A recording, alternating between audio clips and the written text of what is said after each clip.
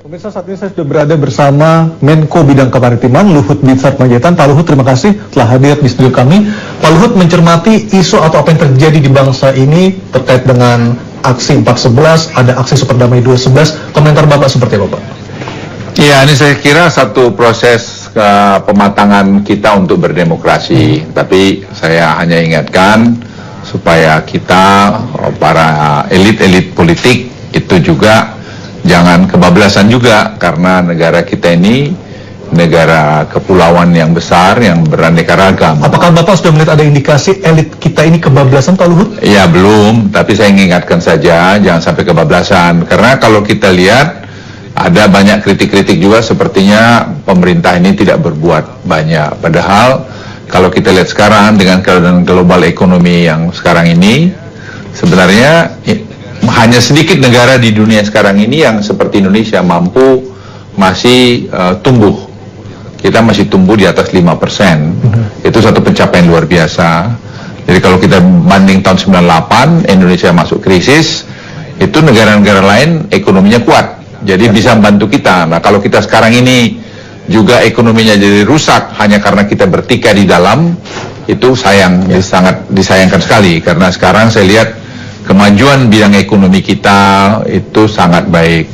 Pak, untuk kasus Pak Ahok sendiri, seberapa kuat komitmen pemerintah untuk menyelesaikan kasus Pak Ahok ini sesuai dengan hukum yang berlaku? Ya sekarang kan sudah kelihatan, sudah diserahkan kepada pengadilan. Biarkanlah pengadilan melakukan tugasnya. Kita juga jangan juga mengintervensi pengadilan. Presiden saya lihat sangat komit mengenai itu. Nah, kita harus menghormati proses demokratisasi kita ini. Jadi jangan intervensi yang berlebihan juga. Apakah kasus Pak Ahok ini sengaja dibahas secara khusus, Pak, di rapat-rapat di dalam istana? Ya, tidak terlalu juga, tapi karena peristiwa ini kelihatan jadi eskalasinya tinggi, pemerintah atau presiden juga memberikan perhatian khusus. Jadi makanya proses itu dicoba dipercepat tanpa melanggar peraturan ketentuan yang ada. Presiden memutuskan Jumat kemarin, saat Jumat bareng atau bersama umat di lapangan Monas. Apakah itu apa yang menjadi dasar dari Presiden untuk akhirnya mau untuk sholat Jumat bersama? Ya, satu proses pengambilan keputusan yang menurut saya sangat cepat, walau dia 2-3 hari sebelum tanggal 2 itu, dan Presiden menerima masukan dari mana-mana, dan kebanyakan masukan itu mengatakan Presiden tidak usah pergi, tetapi Presiden menyadari bahwa dia berhadapan melihat rakyatnya datang, ya beliau membuat putusan pergi, karena waktu itu ada laporan-laporan bahwa ancaman-ancaman bisa macam-macam karena ditemukan bom, ada granat yang kasih timer di mana di di lapangan terbang Cengkareng. Ada juga intelijen yang kita terima bahwa ada mungkin molotov dan sebagainya. Nah, itu tentu bidang-bidang keamanan tidak ingin mengambil risiko. Tapi pada sisi lain kita melihat juga bahwa rakyatnya ini datang dari jauh-jauh, ada yang jalan kaki, ada anak mobil dan segala macam, ingin melakukan sholat Jumat bersama di Monas, dan mereka sangat berharap presidennya untuk datang di situ. Ya, presiden sangat memperhatikan itu sehingga beliau memutuskan last minute saya harus pergi. Artinya keputusan itu diambil pada Jumat siang sebelum waktu sholat Jumat tiba, Pak? Ya, saya kebetulan juga ketemu beliau. Firm saya akan pergi dan saya akan ke sana. Pak Luhut berikan masukan pada Presiden, akhirnya Presiden mau bertemu dan sholat? Ya, bukan hanya saya saja, tapi memang saya juga memberikan masukan pada beliau, tentu dengan segala macam pertimbangan-pertimbangan, dan saya lihat yang satu penting adalah keberanian beliau. Jadi jangan ada yang juga menganggap bahwa karena beliau sipil itu beliau tidak berani, beliau sudah buktikan. Selain soal keberanian yang tadi diberikan Presiden, message apa lagi yang disampaikan dengan kehadiran? Ya, bahwa beliau care sama rakyatnya, beliau dengarkan pesan-pesan atau permintaan dari rakyatnya, dan dia lakukan itu. Dan saya pikir itu penting, keberanian membuat keputusan. Beliau berani membuat keputusan, misalnya memotong subsidi. Kan banyak presiden tidak berani, takut popularitasnya. Beliau tidak, karena melihat itu bermanfaat buat negeri ini. Yang kedua, misalnya Natuna, beliau pergi sampai hampir 3 kali sekarang pergi Natuna, menunjukkan bahwa sovereignty Indonesia itu tidak bisa ditawar-tawar. Yang ketiga, kemarin ini, ya beliau walaupun banyak stafnya menyarankan, menterinya menyarankan untuk tidak pergi, beliau katakan tidak, saya pergi. Nah, bahwa ada risikonya, yes, beliau paham, dan itu diambil. Jadi ini saya pikir dan kemudian bahwa ada kemudian orang yang ditahan sementara karena ya kalau itu memang sesuai dengan aturan peraturan perundang hukum yang laku, ya beliau juga katakan dilaksanakan aja. Bapak sebagai purnawirawan TNI, apakah melihat purnawirawan yang ikut ditangkap oleh polisi tanggal 2 kemarin memang ada indikasi makar, Pak? Ya, saya kira polisi tentu tidak gegabah melakukan itu. Tapi apakah istana sudah menerima informasi adanya tentang makar itu, Pak? Ya tentulah polisi memberikan laporan-laporan itu pada presiden, dan kita juga tahu, dan sepanjang ini juga mengingatkan kita semua untuk menjaga bagaimana kita pada koridor yang boleh bermain. Mungkin mereka menganggap presiden bisa dicoba-coba. Tidak. Saya ingin pastikan di sini presiden bisa dicoba-coba, dan pemerintah itu juga firm. Jadi terhadap apa yang dilakukan. Karena apa? Presiden tidak punya kepentingan apa-apa. Beliau tidak ada bisnis apa-apa. Ibunya pun tidak, anak-anaknya juga tidak. Jadi apa yang mesti ditakutkan? Beliau hanya mengabdi, memberikan yang terbaik, dan itu dilakukan. Dan saya sebagai seorang purnawirawan, dan saya juga orang lapangan, saya melihat itu. Jadi kalau ada orang lain mengatakan begitu, tapi tidak. Sesungguhnya seberapa besar, Pak, potensi makar yang ada di Indonesia saat ini? Sekarang ada dalam istilah militer yang disebut preemptif. Kita masih dalam tahap preemptif itu, Pak? Ya, kita tidak mau dong. Kalau saya menduga bahwa Anda mau nyerang saya, ya saya ambil dulu. Ya, itu bisa terjadi. Nah, berapa jauh itu saya kira polisi, Pak Tito tidak akan gegabah melakukan tindakan-tindakan itu. Jadi kita tidak usah berdebat mengenai itu. Biarkan aja nanti fakta-fakta disajikan gitu. Nah, saya ingin pastikan bahwa kalau ada yang mau melakukan itu, pemerintah tidak akan pernah ragu untuk mengambil tindakan untuk kepentingan nasional.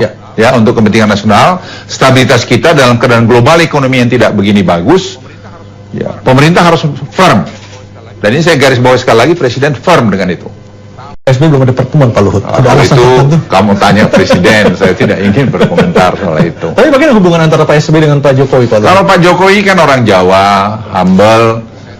Ya, saya tanya beliau kapan aja, hanya waktunya aja belum cocok kali. Tapi artinya niat itu sudah ada untuk bertemu, Pak, ya? Saya tidak lihat presiden tidak mau bertemu sama siapa saja beliau bersedia. Apakah ini ada kaitan juga dengan hubungan Ibu Mega dengan Pak SBY yang renggang seperti itu sehingga berdampak pada saya tidak Pak melihat Jokowi? ke situ. Pak Jokowi itu yang saya kenal menghormati orang yang lebih senior dari beliau. Baik, Pak, ketika pertemuan dengan Pak Prabowo di Hambalang, apakah benar Pak Luhut berada yang menginisiasi pertemuan tersebut? Ya, saya dengan Pak Prabowo kan teman, beliau lama jadi wakil saya, dan Pak Prabowo itu orang yang nasionalis, dan beliau sangat taat kepada NKRI ini. Jadi saya pikir ya mereka bertemu, ya baiklah saya pikir. Sebenarnya apa, Pak, inti dari isi pertemuan tersebut, Pak? Sebenarnya itu jangan ditafsirkan politik. Sebenarnya itu adalah janjinya Pak Jokowi pada Pak Prabowo waktu ya itu dia bilang saya pengen sana. Nah, saya memang betul saya dorong Bapak ketemulah. Tapi ketika bertemunya menjelang adanya aksi massa itu kan menjadi interpretasi lain, ya, Pak, biar saja itu haknya orang ya. Tapi sebenarnya dalam makan siang itu pembicaranya banyak kepada masalah-masalah kenegaraan, di mana Pak Prabowo sebagai seorang bekas kompetitornya dari Pak Jokowi, ya mereka berteman, bertukar pikiran. Saya ada di situ. Ya macam-macam dengan ekonomi, politik, keamanan. Karena itu Pak Prabowo juga bicara menyangkut masalah anggaran belanja TNI dan sebagainya. Dan juga ada jaminan dari Pak Prabowo, Gerindra akan mengawal terus pemerintahan ini hingga 2019. Iya, enggak apa-apa. Dan saya juga bilang Pak Prabowo, saya bilang, ya kalau kalian nanti mau bersaing lagi 2019, silahkan aja, kan itu hak demokrasi. Nggak ada masalah. Tapi jangan kita tidak matang berdemokrasi. Tinggal turunkan tengah jalan begini. Saya itu, istilah saya kampungan itu. Jadi biarkanlah sekarang jalan. Nanti kalau kau mau bertarung, tarung lagi 2019. Ya, itulah namanya kedewasaan kita berdemokrasi. Ya, kecuali ada pelanggaran konstitusi yang dibuat oleh pemimpin itu salah. Tapi kalau tidak ada, kenapa mesti ribut? Gitu. Apa Anda sudah paling baik? Coba tanya dirimu yang paling dalam gitu. Siapapun itu tuh, tanya dirimu yang paling dalam, apakah Anda sudah baik? Anda bayar pajak bener nggak? Itu aja tanya dulu.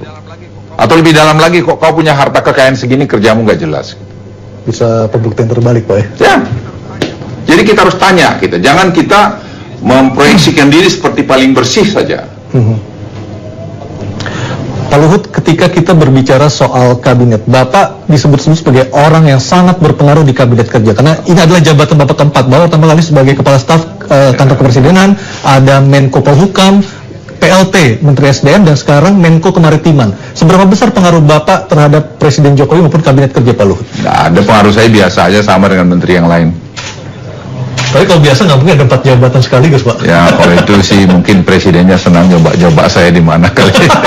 Ya. Sesungguhnya apa yang Bapak tawarkan konsep Bapak pada Presiden sehingga akhirnya Bapak dipercaya untuk mengisi sejumlah pos, Pak? Ya, saya mungkin bisa menyelesaikan banyak hal. Saya nggak tahu apa yang dipikiran Presiden, tapi yang saya tahu adalah saya ingin berbuat yang terbaik buat negeri ini pada usia saya seperti sekarang ini. Saya merasa yang berutang karena saya merasa begitu banyak yang saya terima kembali pada negeri ini. Jadi kalau kadang ada orang yang juga men-challenge Presiden, saya tanya, kita ketemu, jangan hanya omong-omong, ketemu, tunjukkan dengan data di mana kurang kami. Kami bukan katakan kami semua baik, banyak kurang kami, banyak, tapi jangan tidak fair. Saya nggak suka gitu loh. Tidak suka hanya omong-omong, tuduh-tuduh saya nggak suka. You tell me di mana gitu loh. Tapi saya bisa katakan angka di mana kami maju, di mana kami kurang, di mana kami perlu perbaikin. Itu bisa. Tapi saya nggak suka kalau Anda bicara jeleknya apa? Anda nggak bisa memberikan. Iya dong. Itu kita baru berdemokrasi, bernegara baik. Kalau tidak, kamu memberikan satu kritik yang destruktif, itu nggak baik. Apakah benar Bapak adalah aktor utama di balik koalisi pemerintahan yang sekarang semakin kuat, Pak Luhut? Ya, saya nggak ingin berkomentar. Karena saya sekarang Bapak... Menko Maritim. Ya. Karena dengan kelihayan Bapak bisa merangkul semua partai, akhirnya bisa mendukung pemerintah, Pak Luhut. Ya, kita kan kalau agama pun mengatakan bersilaturahmi kan baik. Tapi saya sebagai seorang perwira hanya lihat koridor bermain. Kita harus teguh pada koridor bermain. Jangan keluar situ. Konkretnya apa Pak Luhut koridor bermain? Ya, saya bilang tadi demokrasi tadi. Jangan destruktif kau punya kritikan. Kalau kritikan itu konstruktif silakan aja. Nggak ada yang salah. Tapi bagaimana menghadapi partai yang tentunya ingin mendukung, tentu mengharapkan sebuah jabatan, Pak Luhut? Ya, kalau itu urusan presiden, saya pikir ya itu. Saya selalu membatasi di mana kewenangan yang ada sama saya. Saya tidak ingin bekerja yang tidak dalam kewenangan saya. Tapi ketika Bapak menjadi seorang kepala kantor staf kepresidenan, Pak JK sempat marah, Pak, karena melebihi atau sama dengan wewenang Wapres, Pak Luhut. Enggak juga, saya dengan Pak Wapres baik kok. Sekarang tax amnesty kan kantor staf presiden dengan kantornya Bapak Wakil Presiden waktu itu, stafnya beliau yang menjadi partner saya membuat itu tax amnesty. Ya, tidak ada yang aneh. Saya loyal pada atasan saya. Ya, saya loyal pada presiden yang menunjuk saya jadi pembantunya. Sederhana kok. Jadi loyalitas itu jangan di kiri kanan. Buat saya dari kecil saya sebagai perwira, saya sudah dididik loyal pada Sabta Marga Sumpah Prajurit saya. Dan sekarang itu saya pegang terus. Dan saya tidak punya kepentingan lain dari itu memberikan yang terbaik. Dan kamu yang muda sama aja. Kamu loyal di mana kamu bekerja. Kalau kamu nggak loyal tinggal 2, resign.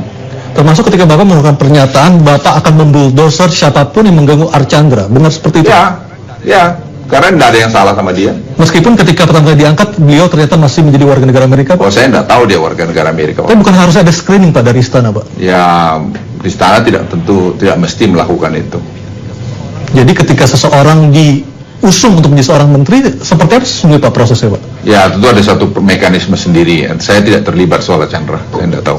Jadi kalau untuk reshuffle, Pak, seberapa jauh peranan presiden untuk menentukan komposisi kabinet, ya, Pak? Ya, itu kan undang-undang mengatakan hak prerogatif presiden. Betul. Ya, itu presiden punya urusan. Apakah harus kompromistis, Pak, dalam hal itu? Saya lihat Presiden Jokowi itu orang yang tidak begitu. Kalau dia yakinin sesuatu, dia akan tetap teguh pada keyakinannya. Itu saya kira yang bagus. Jadi bukan presiden yang membuat semua orang happy. Tidak mungkin lah kalau bikin resikonya, semua. Pak? Itu tidak populer. Ya. Itu membuat subsidi kan tindakan tidak populer. Tapi kalau kita tidak lakukan subsidi waktu itu diambil, Anda bisa bayangkan ekonomi kita hari ini bagaimana? Itu 200 triliun lebih, hampir 210. Untuk reshuffle, Pak, apakah akan ada kemungkinan reshuffle akan berlanjut, Pak? Karena ini baru 2,5 tahun perjalanan pemerintahan Pak Jokowi dan Pak JK, Pak Luhut. Ya, kalau soal reshuffle tanya presiden lah, saya tidak ingin berkomentar. Artinya kemungkinan itu masih ada, Pak, ya? Tanya presiden lah. Ya, pemirsa, itu dia jawaban Luhut Binsar Panjaitan terhadap sejumlah isu yang terjadi di tanah air.